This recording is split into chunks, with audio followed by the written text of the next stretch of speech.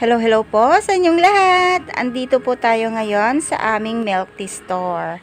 Ngayong umaga po ay tuturuan ko po kayo kung paano gumawa ng Yakult milk tea.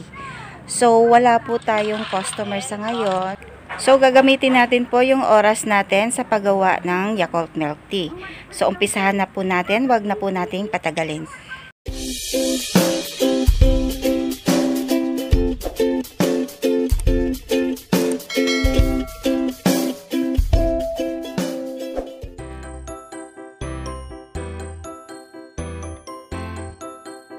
So, first is kuha kayo ng baso. Tapos, maglagay kayo ng asam tea. 1/2 cup ng asam tea. Lagay nyo dyan. And then, after malagay yung asam tea, maglagay kayo ng creamer, yung gatas. 2 scoop ng gatas yung ilalagay natin.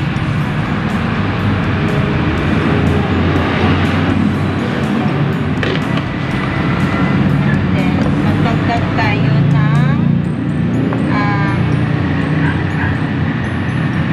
1/8 cup ng aking fructose syrup.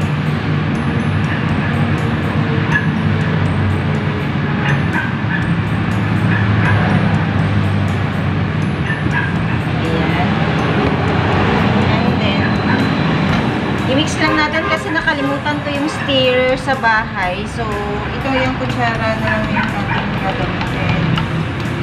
So, ayan.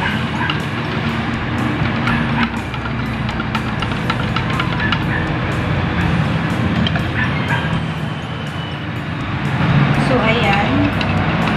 Nahalo na natin yung ating fructose. Kukuha tayo ng Yakult. At ihalo natin dito yung ating Yakult.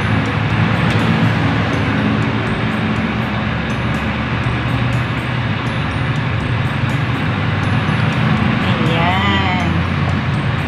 Then, i-mix natin.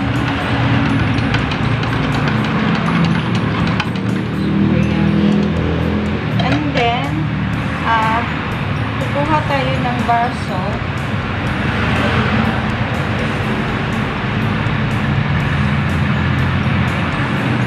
Shake muna natin ito.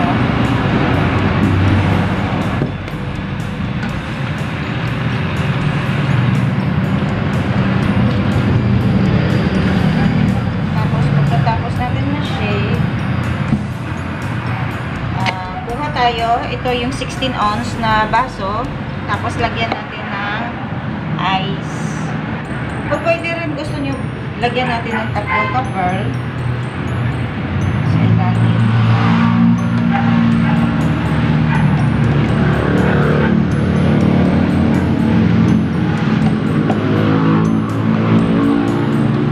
Tapioca pearl.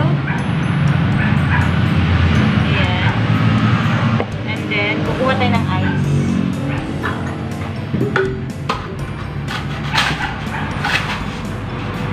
So, ang gamit-gamit is yung ice.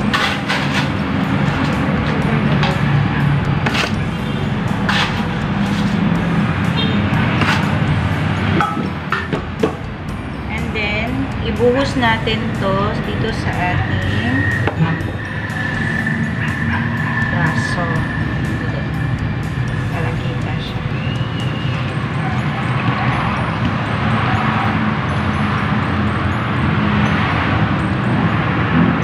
Ayan.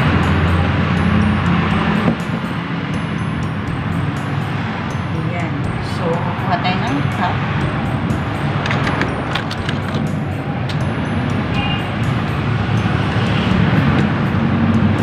Ayan. Okay na, ready na yung ating Yakult milk tea. So, ayan mga mami. Okay na itong ating ginawang Yakult milk tea. So, itatry na natin kung gaano siya kasarap. Ganun lang po kadali yung paggawa ng Yakult milk tea. So, itatry na natin. So, itatry natin.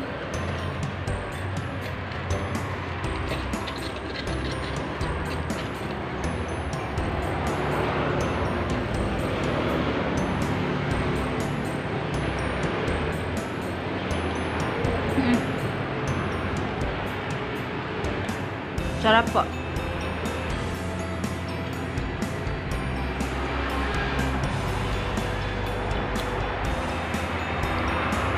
Sobrang sarap.